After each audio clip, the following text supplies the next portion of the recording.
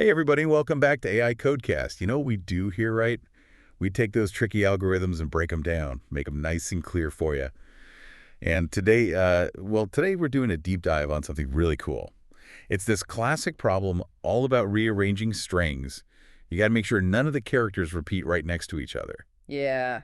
It's one of those problems that seems pretty simple, when you first hear it, but then you start digging in and oh boy, can it get complicated if you're not careful. Totally. It's almost like you're trying to sort out a drawer full of socks. You know, those ones that never seem to match. It's definitely doable, but you got to have a good plan. So let's say you've got a string like ab. Simple, right?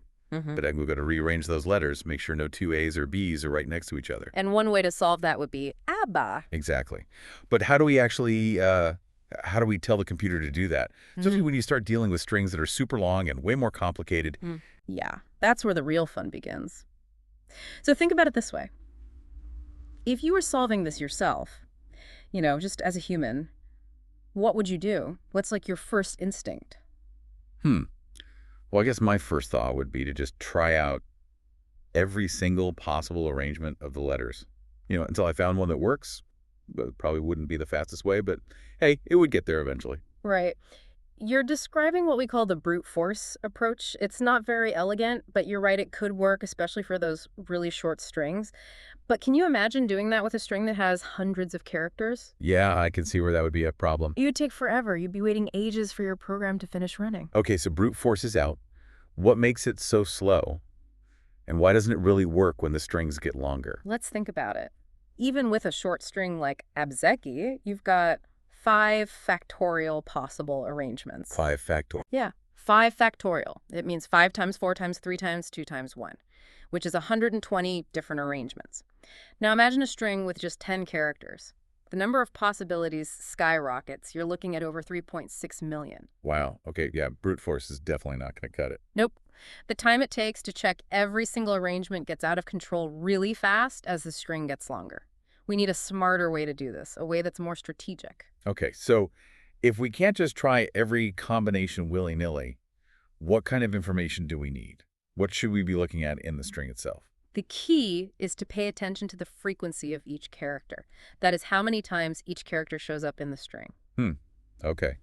I'm not sure I see how that helps us rearrange things, though. Okay, well, think of it this way. If you have one character that shows up more than half of the time in the string, can you ever rearrange it so that you don't have two of the same character touching? Ooh, that's a good point. Let's say we have a string with 7 characters, and 4 of them are A's.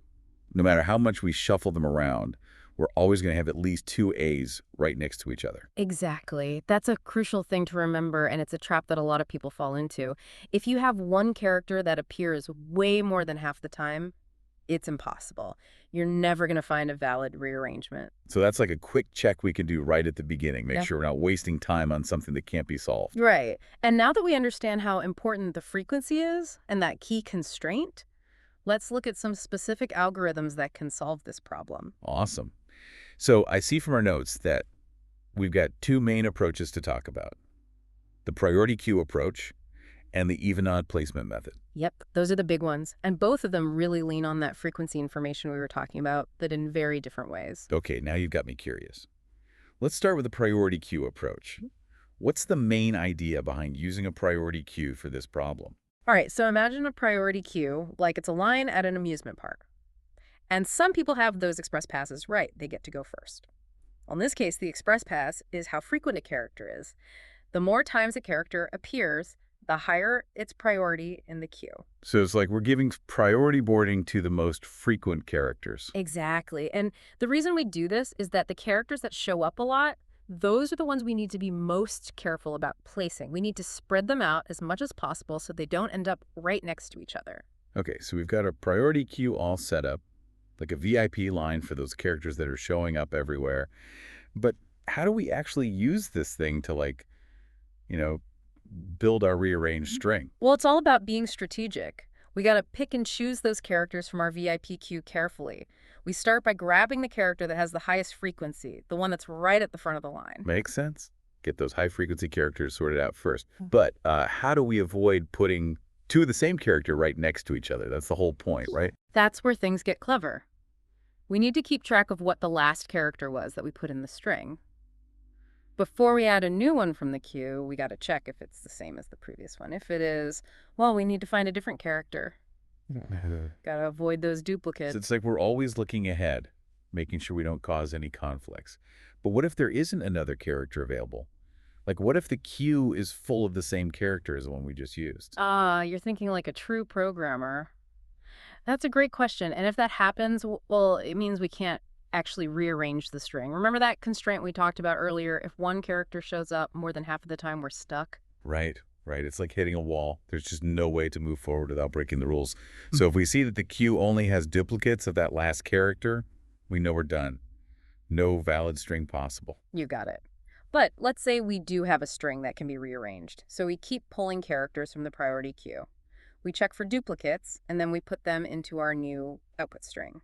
Okay, I'm following so far. Yeah.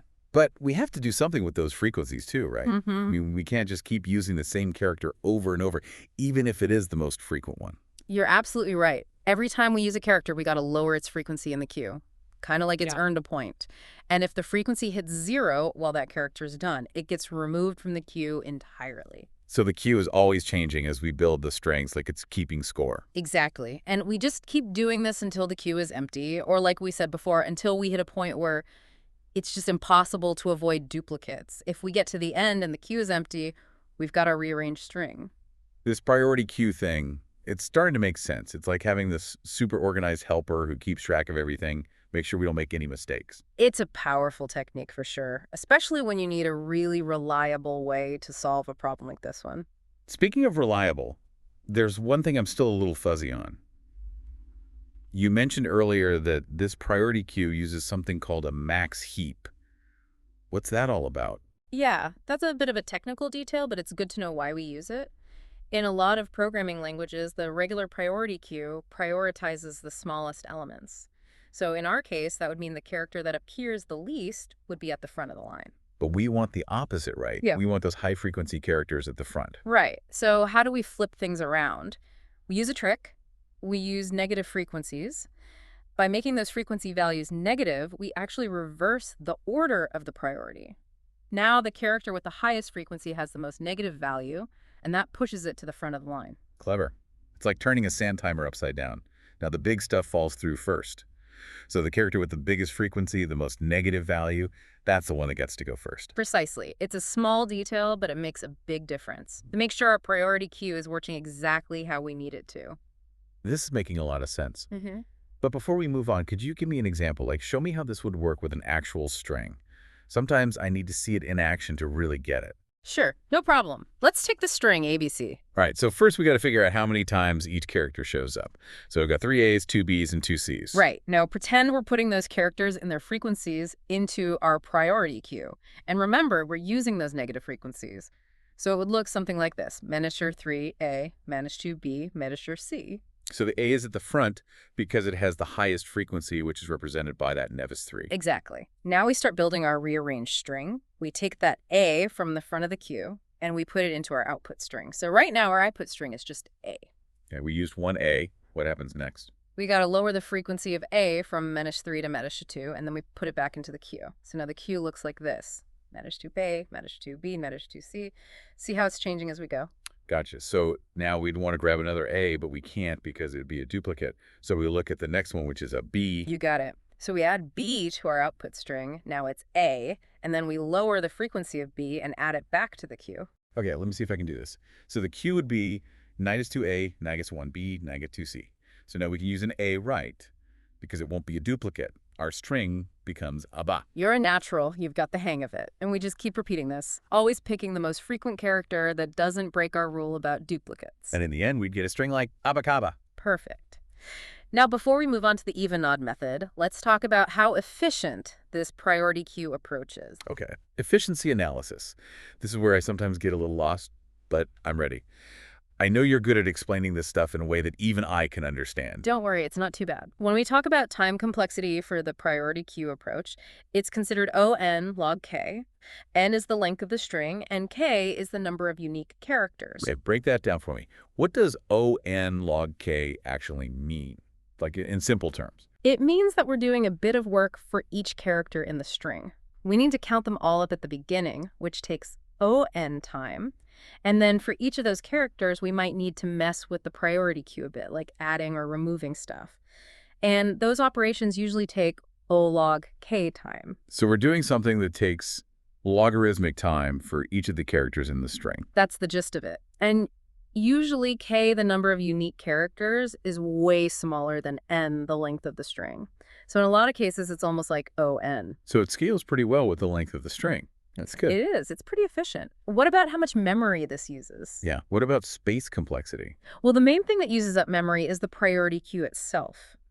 And the size of that queue depends on k, the number of unique characters. So the space complexity is okay. Again, since k is usually not that big, we can kind of think of it as basically constant. So we're not using up tons of memory even for those super long strings. That's good to know. Yep. So to sum it all up, the priority queue approach is a nice way to rearrange a string and avoid those pesky duplicates. It's pretty efficient both in terms of time and space. I'm liking this priority queue method. It's like a worker who's super organized and always gets the most important stuff done first. No bottlenecks. It's impressive, but I gotta say this even on placement method sounds even more interesting. We're going to tackle that one. Lead the way. What are your thoughts on how this even-odd approach might work? Well, even on placement thing, it sounds kind of visual to me. Like we're assigning characters to specific seats or something. I like that. It's like we're dividing our output string into two groups, the even-numbered positions, like 0, 2, 4, and so on, and then the odd-numbered positions, 1, 3, 5, and all those. Okay, so I'm picturing like 2 rows of seats, one for even and one for odd. But I'm not sure I see why that's so important.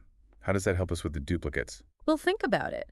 By putting characters into those alternating positions, we're automatically putting some space between them, especially if we're smart about which character goes in those even spots first. Oh, okay, I think I see where you're going with this. It's all about that most frequent character again, isn't it? Got to be strategic about where that one goes. Exactly.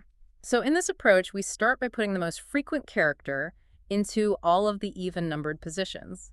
That way we're maximizing the distance between those characters. So we're giving the VIP the best seats in the house. Yeah. All spread out so they don't have to sit next to each other. Perfect analogy. And don't forget that constraint we talked about earlier. If that VIP character is too popular, if it appears more than half of the time, then we can't actually create a valid rearrangement. Right, like trying to fit too many people into a small room. It's not going to work. Got to check for that right at the beginning. Exactly. But let's say we do have a string where a rearrangement is possible. We've got our most frequent character all nicely placed in those even-numbered spots. What do we do with all the other characters? Well, we've still got all those odd-numbered spots open. So I guess we start filling those in with the remaining characters. Being careful not to create any duplicates, of course. That's the idea. We go through all the other characters and their frequencies, and we carefully put them into those empty, odd-numbered spots, making sure that no two identical characters end up right next to each other. It's like we're weaving a pattern or something. Yeah. Making sure all the threads fit together nicely. I like that. Now, here's a question for you. What if we run out of those odd-numbered spots before we've used all the characters? Does that mean we're stuck? Ooh, good point. At first I thought, yeah, that would mean it's impossible. But then I remembered that we put the most frequent character in those even spots on purpose. Go on. So if we run out of odd places, we can just go back and start filling in the remaining even ones. It's like we have a backup plan. Exactly.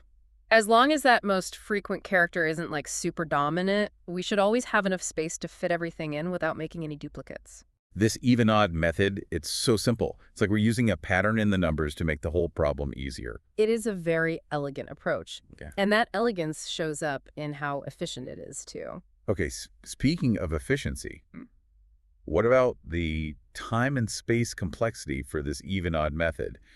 I have a feeling it might be even better than the priority queue. You're right to be optimistic. The time complexity for this one is just n, n being the length of the string. Wow, really? No logarithms like we had with the priority queue. Nope. We're basically just going through the string a couple of times, once to count up those frequencies, and then again to actually put the characters in the right spots. No fancy data structures or anything like that. That's awesome. Super efficient. What about space complexity? Well, the main thing that uses memory is our frequency map, which, like we said before, has a size of OK, where K is the number of unique characters.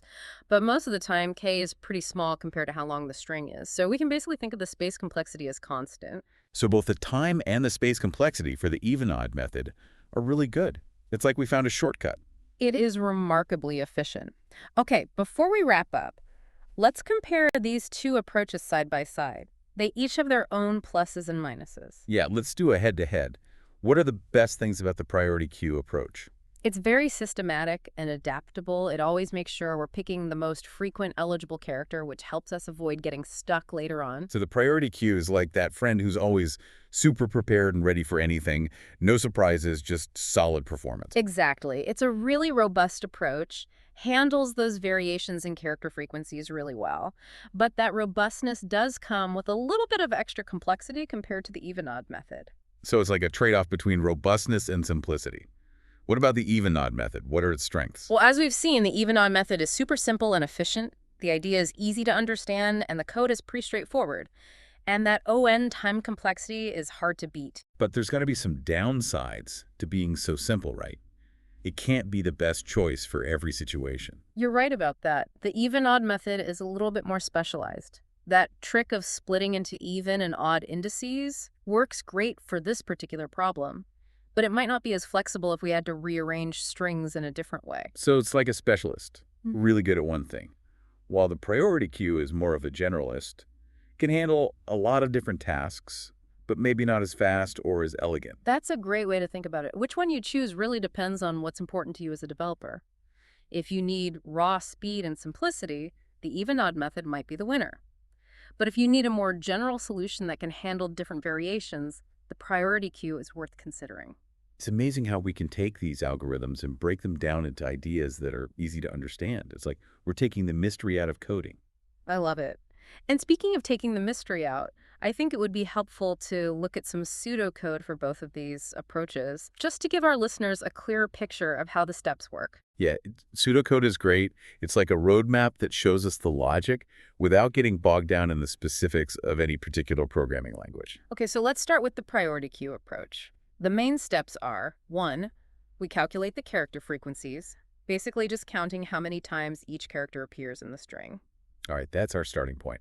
We need those frequencies to guide us. What's next? Next up, we create our max heap, which is just our fancy way of saying we're setting up that VIP priority queue. Remember, we're using negative frequencies here. Got to make sure those most frequent characters get priority service. Got it. It's like we're telling our organized helper who the VIPs are. Exactly. And then we get to the main part, building that rearrange string. We pull characters out of the priority queue one by one, check for duplicates, and then add them to our output string, all while keeping track of those frequencies as we go. It's like conducting an orchestra. Each instrument has to come in at the right time. Love it.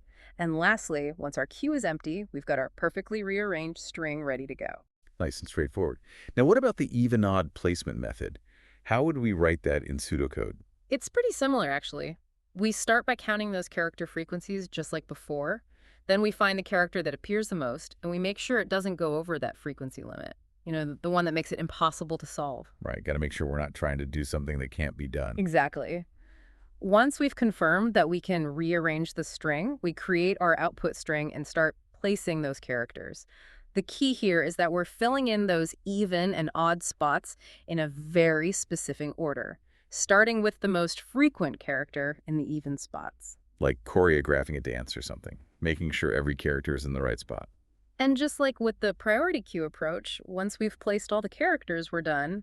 Our rearranged string is complete. This deep dive has been awesome. We've explored two really cool ways to solve this problem. It just goes to show that there's often more than one way to get things done, and each approach has its own strengths. Totally agree. It's all about knowing what tools you have and picking the right one for the job. Well, to all of our listeners out there, we have a challenge for you. If you had to come up with a third way to solve this string reorganization problem, what would you do? Let us know in the comments. And until next time, keep those coding brains working, and we'll see you on the next AI Codecast.